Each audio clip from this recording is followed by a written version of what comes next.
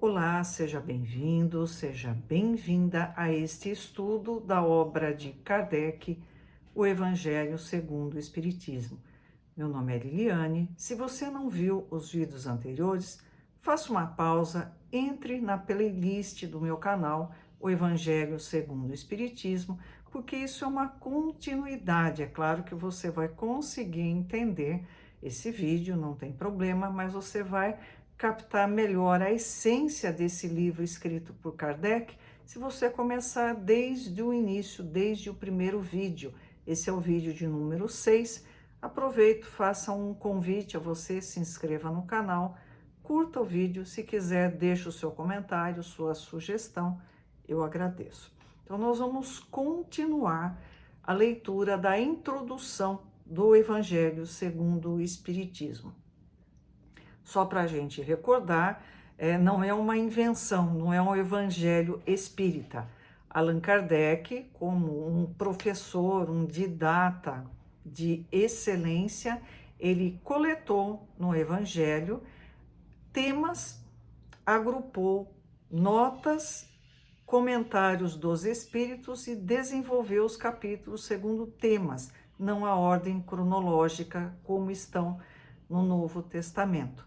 Tem mais informações nos vídeos anteriores, faça uma pausa, reveja, não demora muito tempo. Vamos lá.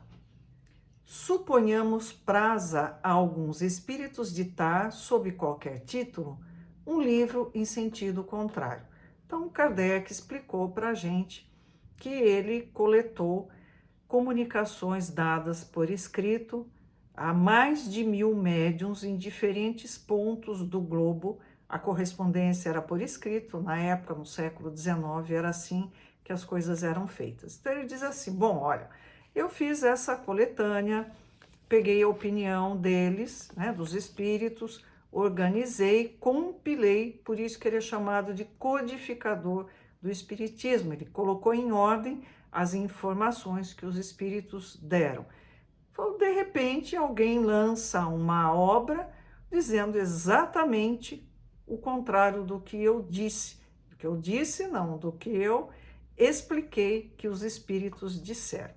Ele já tinha publicado o Livro dos Espíritos e nessa obra monumental do Espiritismo são colocadas as bases, os alicerces das leis que regem a comunicação entre o chamado mundo dos vivos e o mundo dos mortos. Como é que se dá essa comunicação, esse intercâmbio?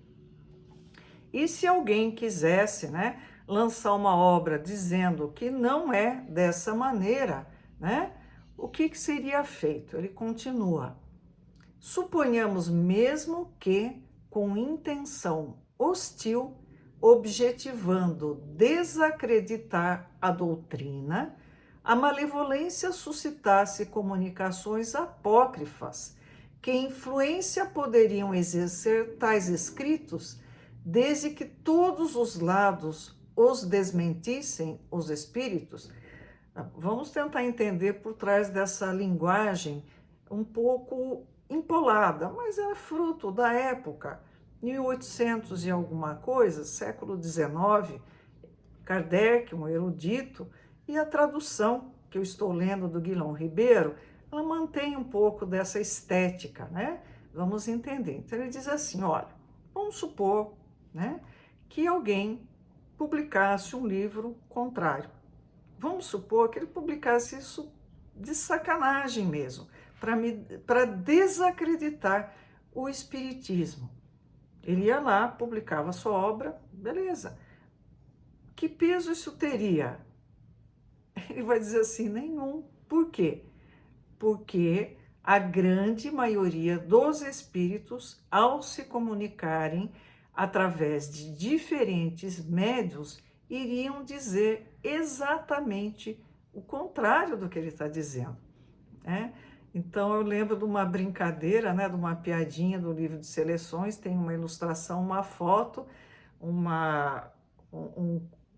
o rapaz devia estar fazendo um tiro de guerra, então eram 100 pessoas, 99 virada para a direita e um virado para a esquerda. A mãe desse um disse: olha só que bonitinho, só o meu filho que está certo, né? Então, nessa brincadeira, a gente entende assim.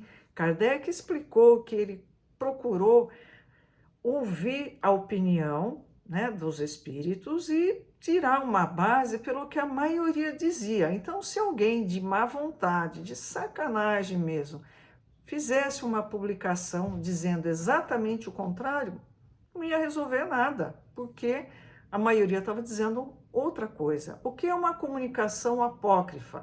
É aquela que é uma de autoria duvidosa, né? Bom, nós vemos que Kardec nos explicou como ele coletou e obteve a opinião de centenas de espíritos. Então, a opinião contrária de um só não teria um peso importante.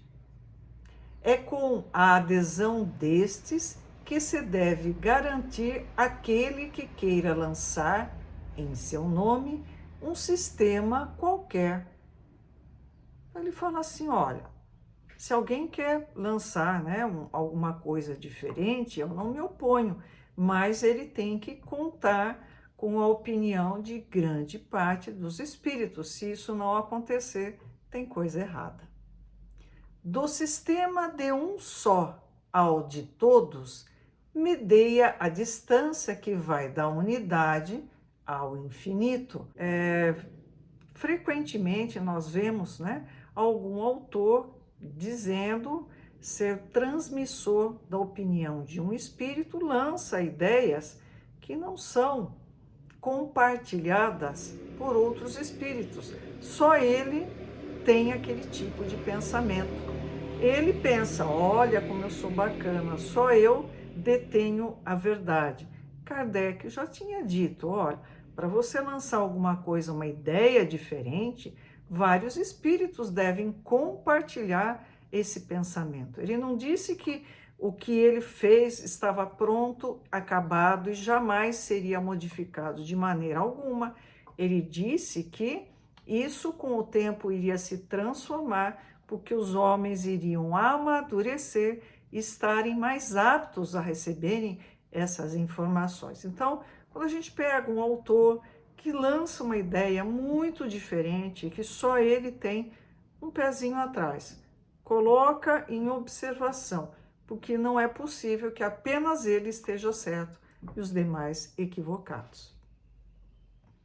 Que poderão conseguir os argumentos dos detratores sobre a opinião das massas quando milhões de vozes amigas provindas do espaço se façam ouvir em todos os recantos do universo e no seio das famílias a informá-los?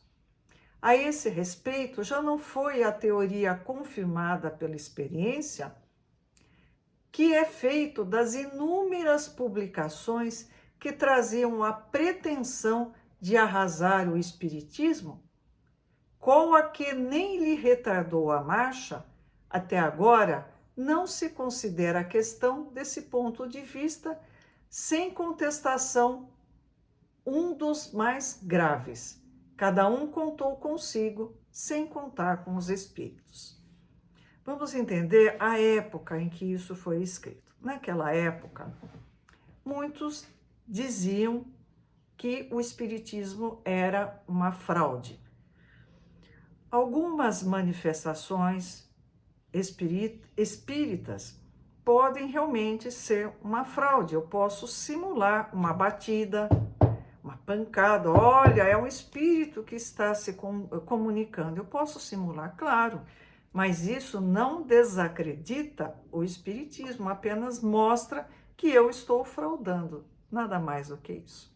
Bom, então, muitos falaram assim, não, na época de Kardec, o espiritismo foi combatido, foi criticado, mas ele dizia assim, olha, vocês que sabem, vocês estão dizendo que isso não é possível, que não é possível a comunicação dos mortos com os vivos, no entanto, em todas as casas, todas não, mas em muitas casas, esses espíritos estão se comunicando. Como é que começou toda se nós formos rever a história do espiritismo, começou nos Estados Unidos, onde uma casa começou a apresentar alguns barulhos, algumas coisas estranhas. Ninguém descobria e aquele barulho todo mundo ouvia. Aí criança que é muito curiosa e não tem, né, aquela noção, isso não pode, isso não deve, uma menina falou assim, tá, tem alguém aí? Se tiver, bate palma uma vez. Aí começou, né, com essa brincadeira a se desenvolver uma comunicação e foi descoberto que era um antigo caixeiro viajante que tinha estado nessa casa, se hospedado lá e tinha sido morto pelo antigo dono. Ele disse, inclusive, aonde estava o cadáver dele, estava de fato lá. Então, a partir disso, foi o grande ponto, marco da comunicação entre os chamados vivos e mortos. Isso daí se espalhou por todo o mundo, então não foi uma coisa pontual. Então não adianta alguém dizer que não pode, um espírito de alguém que já morreu, ele não pode se comunicar com um vivo, porque o espírito vem e se comunica, ele não está nem aí para essa regra dada por humanos. Até o próximo vídeo. Obrigada.